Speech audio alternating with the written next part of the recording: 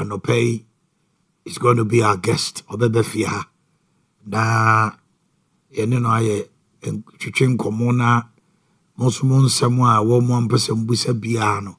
It's going to have a wonderful Q&A this morning with the Food and Drugs Authority head in the Ashanti region. Anope Yabuama Atnasi. Lene no Fatana Pafe. Yeah, I want to say.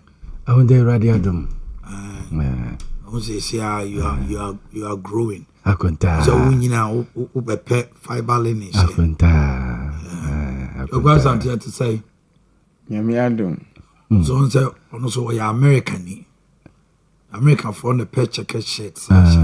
American Adventist. I want say American for pay. Yes. Donald Trump. And I also so support Iran. Oh, me support Iran necessarily. Me ni size, but as I was soft spot. Me mum there. Oh, a little you my Iran. The Tiani say me on center with the America for no, including some Republican leaders. You say 7 to call we pardon Donald Trump. Now so Iran for na be so support America say. Oh, now they said yeah. On my anopay, yeah, take him back to Iraq, and I said Iran, US, Israeli, Nemane Kosuna. On the last 2-3 days, Tuesday, Wednesday, on American say peace pact no more, no, Oman fa Lebanon, and Kahun. And no, my Israel Funya could draw an and Adebe chain run, Omoko to Nipa more than bear 180 something if we run.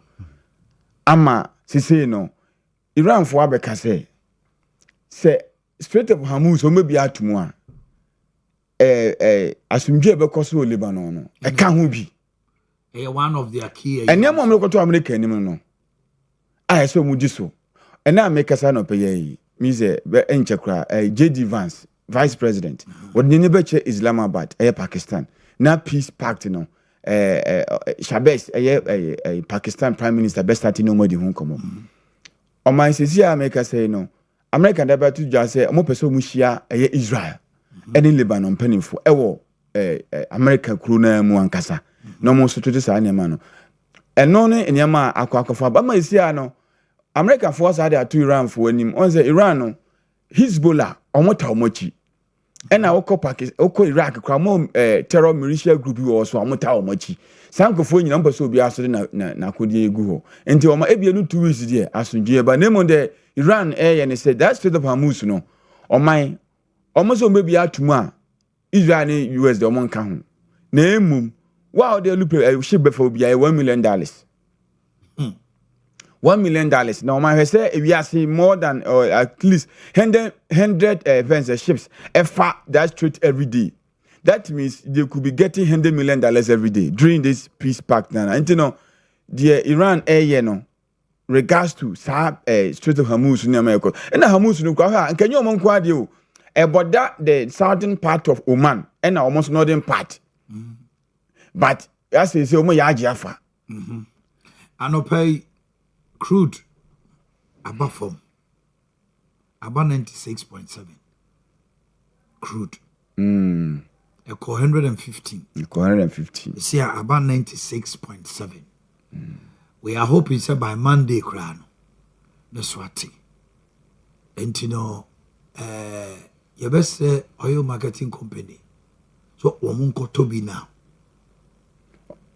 Some money out on that. I said window no next week. And next window. Now by the time our next window no better every 2 weeks. And never. And by the time our next window no better no.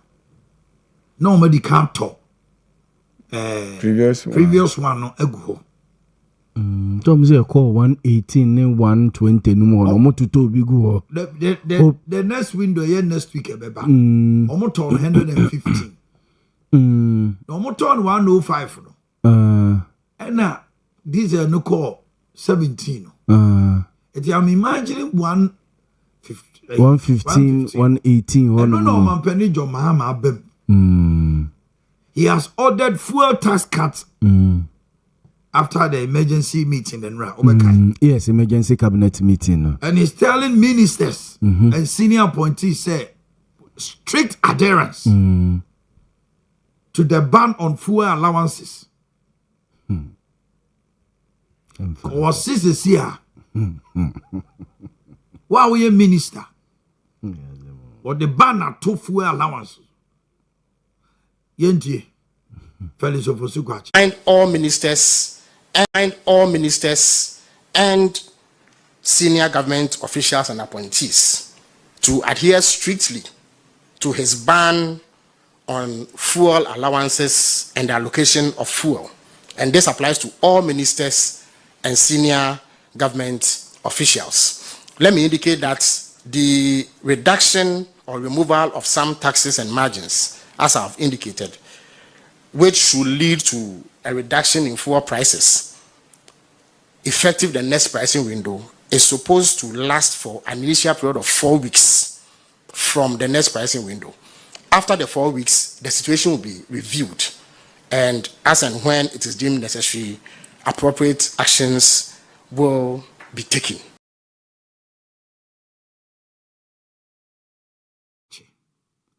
Now, share government measures are or the easy fuel price hikes no which reach the muyepa yentino.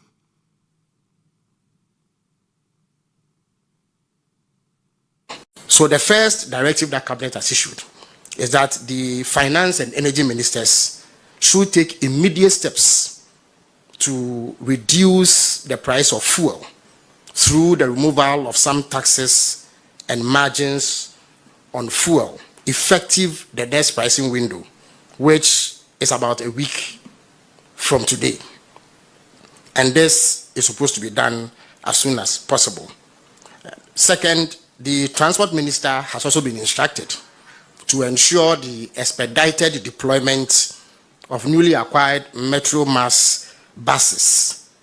You recall that over the weekend I announced the arrival of 100 Metro Mass buses. Another batch of 100 buses are expected in August, and then the last batch of 100 are expected in November to make up 300. But currently we have 100 available, and the transport minister has been instructed by cabinet to ensure expedited deployment of these buses in high traffic corridors to ensure that it alleviates any difficulties that may have arisen out of the recent fuel price increases. The transport minister has also been charged with ensuring that these Metro Mass buses, in addition to the existing ones, charge or maintain transport fares which are lower than what private sector operators charge. And this is to ensure that Ghanaians are cushioned, especially when we reach peak periods at the rush hour.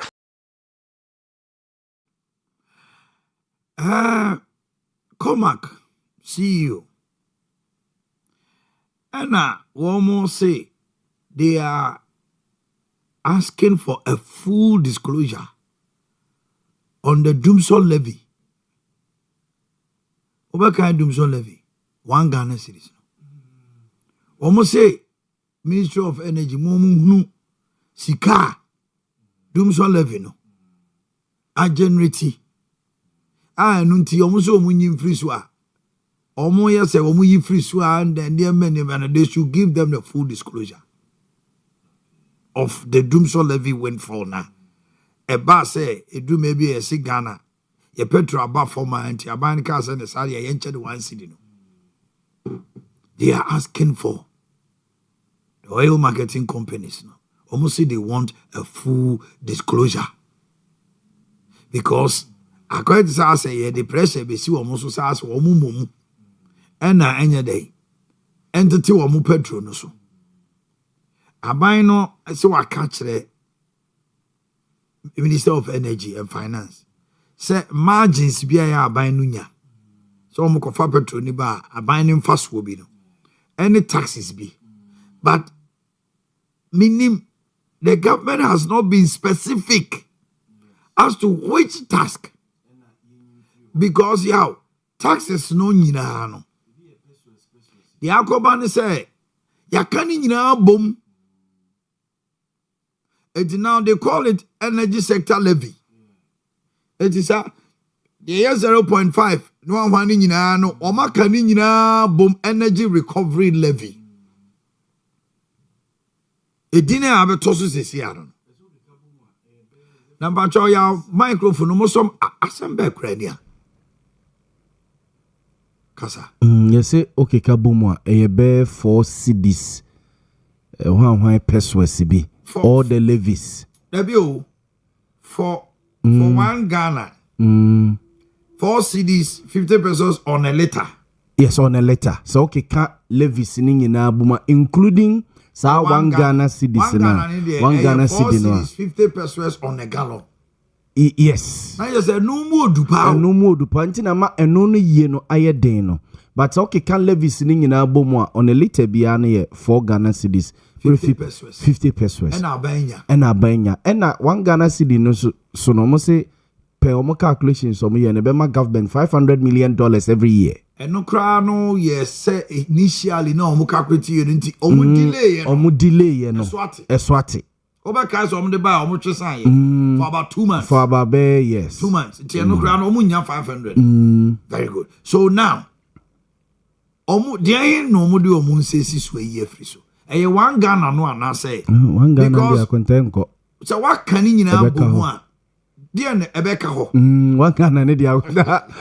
Nyo dia free so. Emodu because me eno me hwe ni nyina no tim say no na e wosoro but dia ka nyina ba ko ye say e be 0.75 pesos. E be 50 pesos, e be 35 pesos like enketek by no na ye kese wo 1 Ghana with the modu na we every so one we jabetum but I say boss to for mo margin be e de ma wo mo enti no say betimi ayi na MPA for eso so wo mo margin akota MPA for no so kan bi na bi a petrol no ne bo na e din so yes so mo de bibia ba ye fe ne price floor sa price floor no oye marketing companies mi kra catch MPA for no say munyi sa amade ne mfo so munyi fro no kra ye kra na ye betimate petrol no so MPA said that cabinet so munyi Star oil for crab a kind. So when you saw the inflow, when you feel no more, you bet Matty a petrol so. Yan Yakofa a petraba, and I'm saying the budget 9 cities here. I've also paid price floor. It was a price in the form. I am pleading with our politicians not to politicize homosexuality.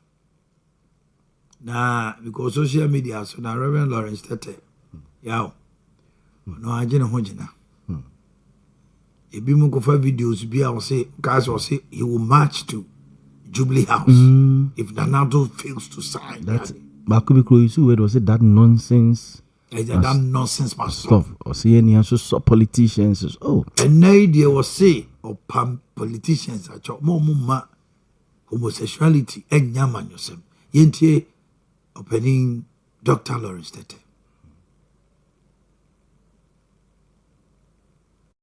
And I am appealing to politicians not to politicize homosexualism. Because if we don't take care, in our bid to try to be politically right, we'll be offending people who love us dearly. And I have a saying, and I am appealing to politicians not to politicize homosexualism. Because if we don't take care, in our bid to try to be politically right, we'll be offending people who love us dearly. And I have a saying that the people who love you, don't hurt them. And so let us think about the welfare of them. Let's also know that the religious even community, and not just the religious community, the traditionalists, the culture, and our kings and our chiefs are also against it. So let's find a place well in our heart to make sure this bill doesn't become like what it became the last time. We wish President John Dramani Mahama well. He's somebody that I will not hide away from. I know him very well. He's my good friend. In fact, you say you don't have his number. I have his number. And I'm not ashamed to say I have his number. He's my big brother. Do you understand? Yeah. Somebody I revere. And sometimes you have a relationship with somebody. I'm praying that God helps him to get the people around him to build him to that capacity where he will come to that place and know that the God of the assemblies of God he serves will protect and support him. Definitely. regardless of what his situation is. God. No. The young cobra born on one number, only number. Yaw your mama.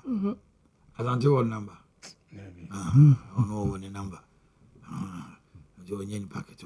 Abamba say minority the motion be able to know Numsenko investigating. Gold reserves are Bank of Ghana bet to just say you see about 19 tons no my day. Or say or catch your home pay. To Honorable Patrick Boama. Inadmissibility of a private member's motion. Your private member's motion filed on 9 February 2026 for the where the bell.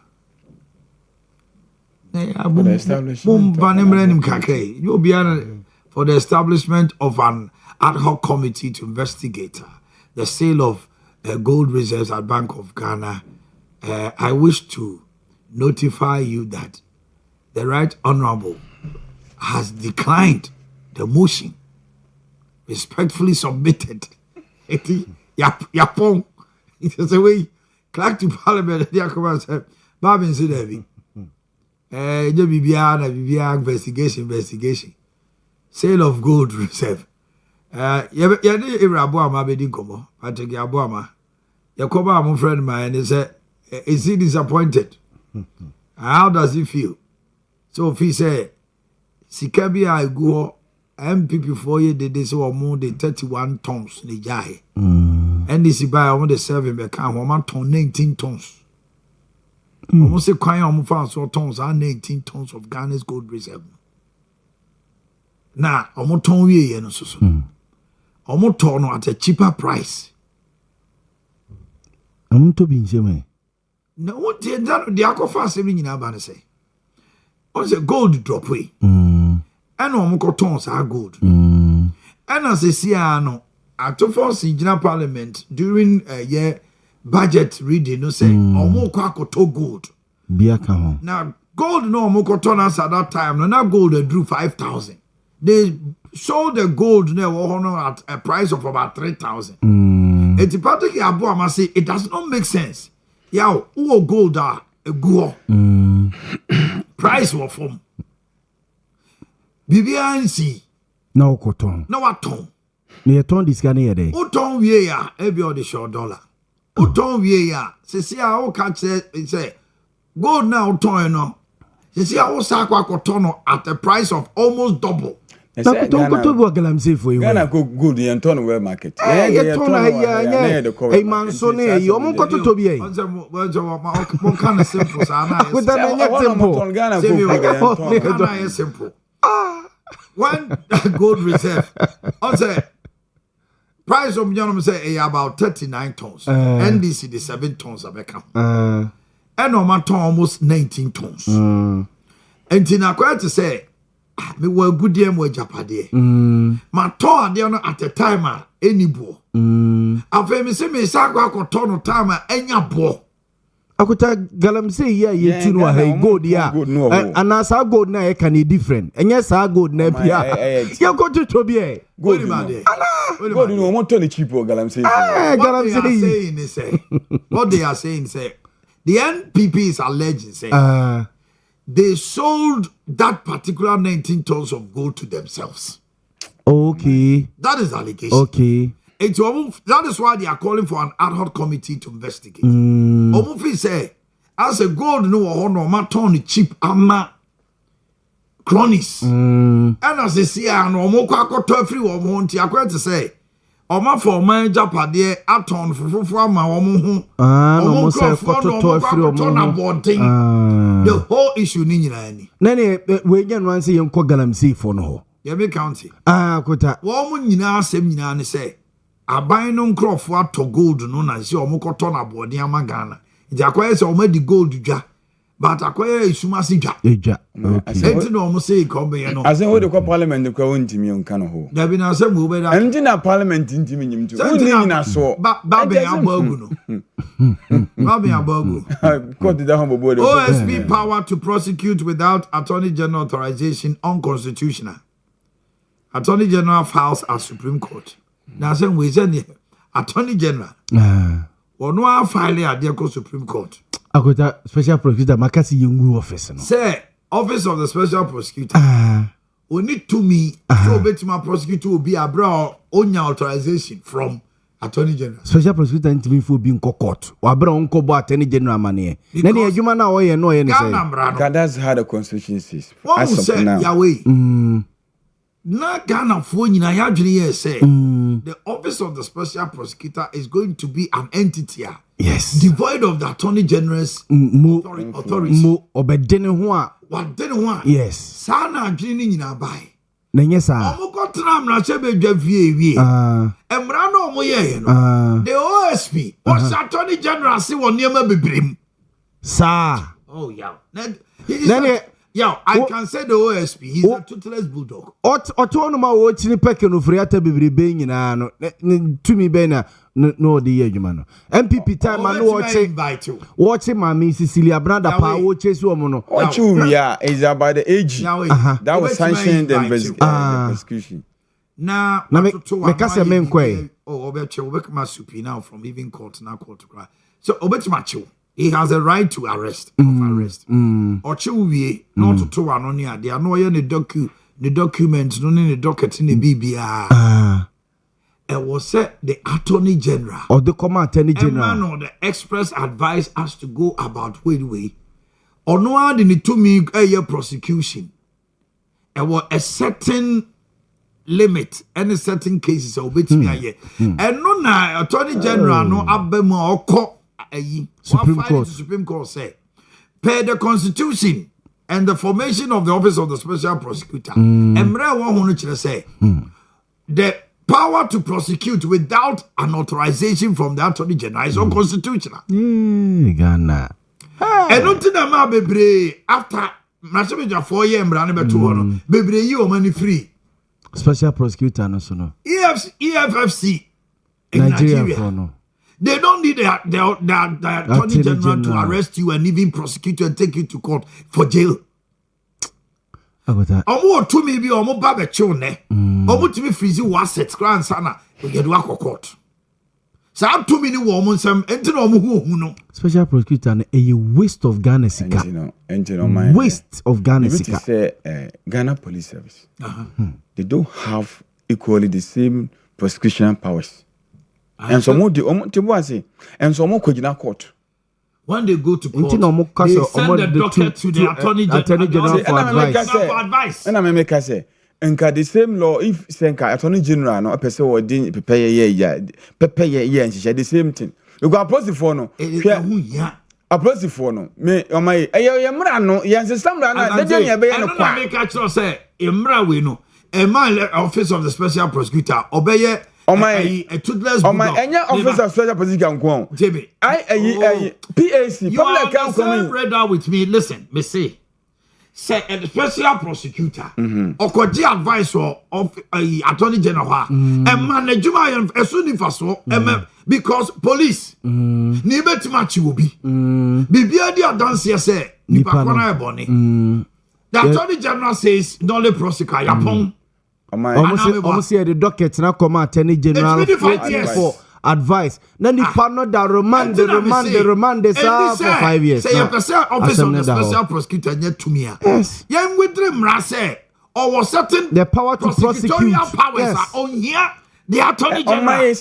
The make court no then e komra de ko kan ho. Di pa ne camera ni wie ne say. Ghana police. Omo ye nyanye so omkwaji advice for Attorney General. And some American. Ne say Office of the Special Prosecutor so okwaji advisor. Efa so be. My asema American no de nya enye se bobra it's in tandem. The American say Emra no na ye share from 1960 something ni nyina na yes ade oba besi ne. Enti enkosi da ben na yenye review because enya OSP nkwan no ni say to me no. This public committee seven some phone pa na nu kwa de some buy kura de otekwa na abuofu ni nyina ncho mo kawia I say exhibition or name and shame bi na ekoso we are unhu seven faso bi e woso enti no emre dru say enti na me kase papa we say adwuma kwa me ntia say Professor JH11 no I say adwuma bi de opebi no yi okokoye yo sa Professor H11 kwasi pembe bi no sa constitutional review me hu adwuma je hia ye bebrebe bi pa nyina we nyina amem se na se omoji petitions anoma ko sa yina because man panyi mama say opese wode ne nsa hye nkrata ni bia some of these events reviews no mo person wode nsa hye asema ne be mra but the problem is that Attorney General quantum your prosecution da this is mama for to me committee say strategy say the same complaint in a constitution so many institutions are a prosecutor strategy for a more prosecution was a prosecuting powers in be akwento say yoku ye mo mu bi or say police CID ye mo mu bi na special prosecutor ya man bi na also so attorney general no e bia also so ya ma bi te basa cases no we akwenta edasebo a eye court ne de ne konye se bia ono no special prosecutor no woni dem baby e no obeche say we guilty na we nya guilty eye court kro na wo attorney general wo call no eno bia no de ko judges na nete wo no etisi de me ya abo amaduru no na me lawyers eba nya be cancel na se me di bima nya no na se me come baby me di for so a na mra enemy ni na we attorney general ni ye ko supreme court na akota Ghana na ni nyina ne se eye politics no mo ye omo party ni ye be chi no ye chi ni wi a ebia na yoko na akwachi no wode ne kokoto nkwa gitumi enfree attorney general a okodu wona ye na party ni whatever ni nkrofo a omuni wo ma ye dia na to so afei na wi that is our problem now eno ni agree afei na mambo ba yaw me bisao say office of the special prosecutor and all year sagami case ubi say ko be issue no le prosecutor David kabana nke come for them opening case say office of the special prosecutor David and I say obi fufro and what enough evidence no opening here obakwa case no le prosecutor David the attorney general ya bank a lawyer otunufu wo emra ne nje ho na wode nipa ko gina court yes we minister of justice but ye justice na free ho and the attorney general naba and niam bebre ho no ma the attorney general when it comes to justice enya no no de achu David what the attorney general no ye law no no but pepper ye pa any bim eni ho enti kopim say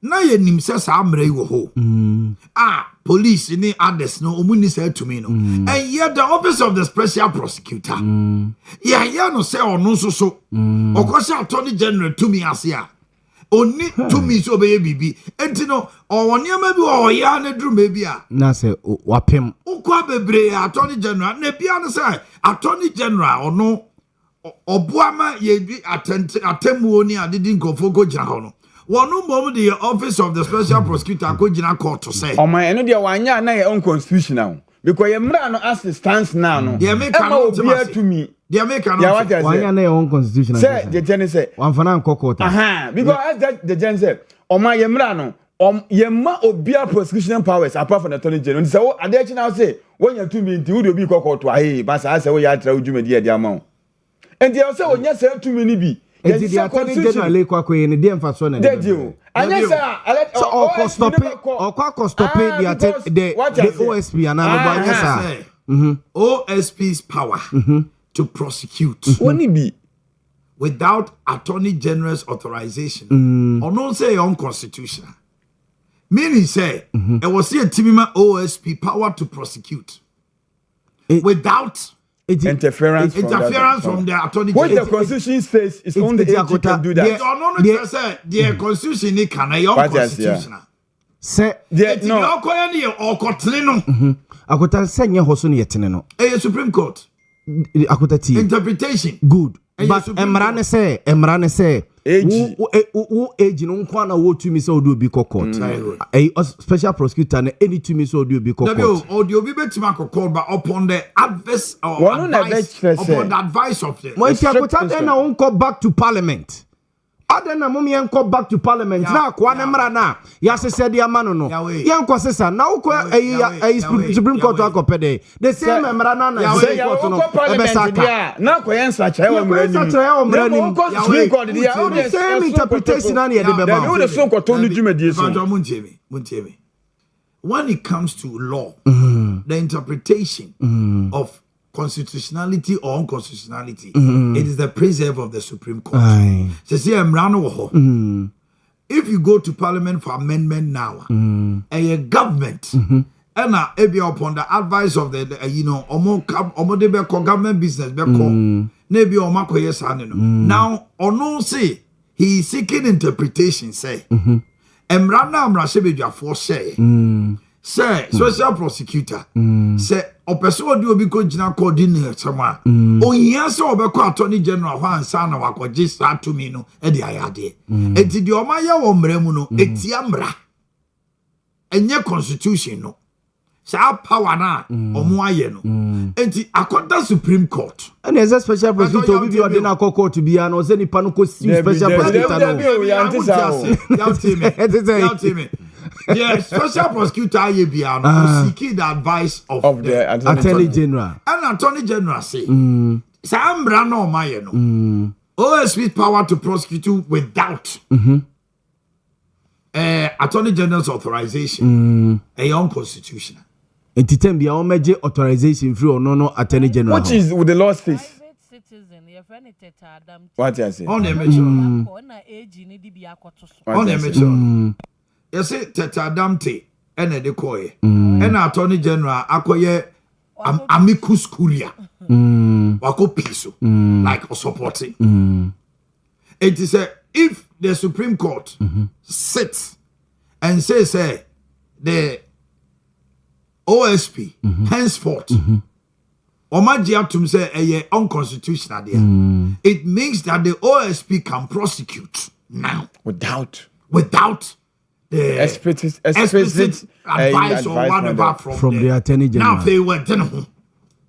I feel what I say. Ghana padeo. I feel what I say. Akote be ko so discount sa. The wasty Ghana say ya. Now I want to say. Na go pardon patron so. Benso ho ya pa. Some ho. Dear some no.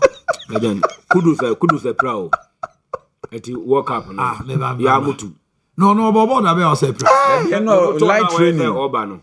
O ye train na say proud. We hamstring. So for na sem na be mu. Omo ka say no ankotod na. That's so for big. Yes, so for big catch the Kudus say. 21 coach team be a say a Jesse White any blue no kohwa obe prepra sa ya ne carry akra be basa Liverpool near pel ye kwatu mi enkoyi be boaye ho se da legend na ro se mu ti it's all your minor training na wasa kopra hamstring you see idea hamstring so dey enya ne see no Tottenham for safi no mbehwe agoda hamstring enye enkwe wo mra ne ntia ha ban fantare so enye wa nya usire ma sei no a Debi o eno fawa o veins bi o chira ha no bakota we fachi keke we ko da mo bo na we pra agoda untini ni wo mra ayaboabo legend agoda wo fa ne mra aboabo agro so ma to Ghana o de ko ne de Tottenham for no nyamfa ma mo safi na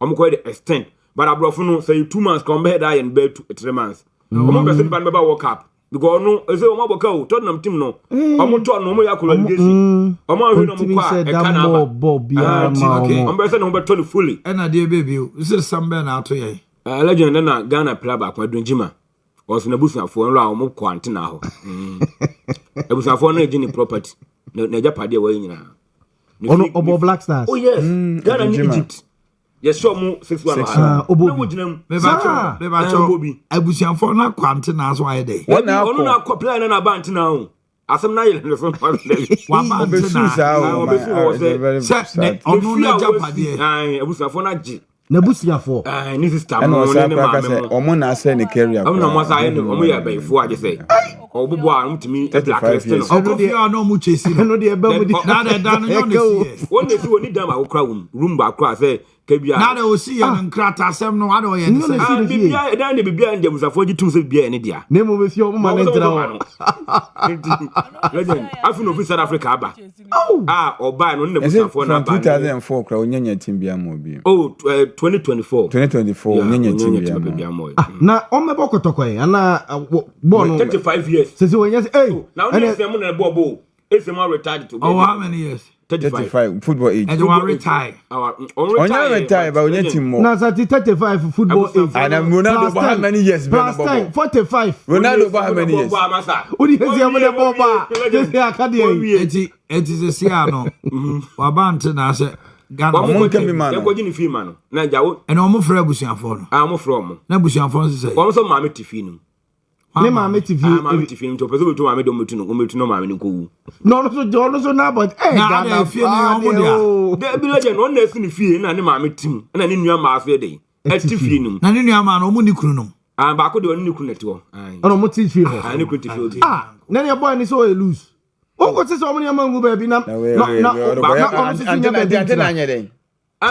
mom 1 week. Oma rent control. Oh, say o say asan. Enko pamo mu free view. Na we ade bo ha. We are one strong man power. Ne ma me tifie ho. Me pictures. Strong man power mo this agree. For picture. Ha dwen. Ghana. Obi a oni esiam na Solomon Tari mo. Yes, Egypt says we come as obobi.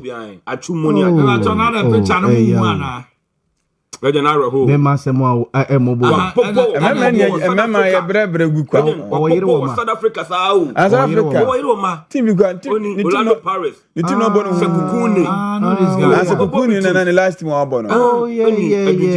Okay. Oh. Okay, yeah, but oba details no. What's the next issue na impege mu na? Oh, is it the yin to war? Why? Atletico Madrid, okay, mu polu. Wala mo tu o team no. Akota second leg dey mo wo. Boys na akwa edi video bi aba. Yes, Atletico for no. Hold on. You see how Legend, me say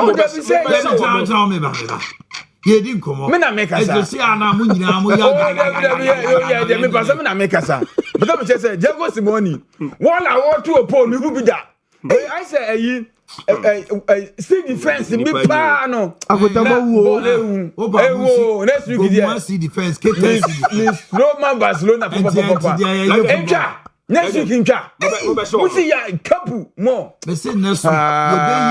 Atletico Madrid free. Now when the last time Barcelona win here. Barca be you free. When the last time Barca win here Atletico. Me say Barca be you free. Yeah, Ben am win here. 2011. Legend be you. About 7. Akota we kwa the breaks na no mo sise o. Enye Iron Rose nyare. Right Joe. Legend. So about 7-11. Yes, I legend. They are good years. And then they are quite terrible. That's and they are quite good in terrible. Oko for Abasa asem de buy ni e ko to bi. So oko for Abasa ma. Legend. Ya Grace. You be kind of meet legend. They are good year hun sem. You be kind of meet. Yeah, twas. Basa